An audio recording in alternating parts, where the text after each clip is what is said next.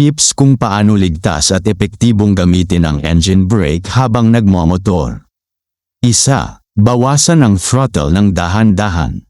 Huwag bigla ang bitawan ng gas, unti-unting i-release para smooth ang deceleration at maiwasan ang pag-slide ng gulong lalo na kung basa o madulas ang kalsada. 2.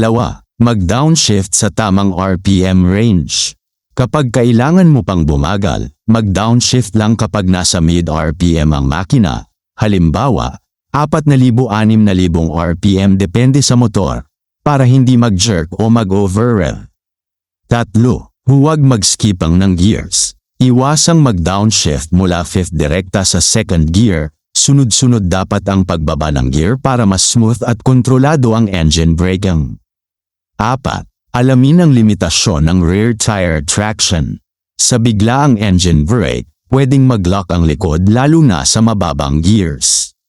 Kaya importanteng maging maingat lalo na sa madulas na kalsada. 5. Gamitin ang engine brake kasabay ng light brakes kung kailangan. Pinakamainam na kombinasyon ang light front at rear brake habang gumagamit ng engine brake para mas mabilis. Pero kontrolado ang paghinto. Ang engine braking ay hindi kapalit ng tamang paggamit ng preno, ito ay pandagdag lang sa paghinto. Hindi dapat umasa rito ng 100% lalo na sa emergency situations.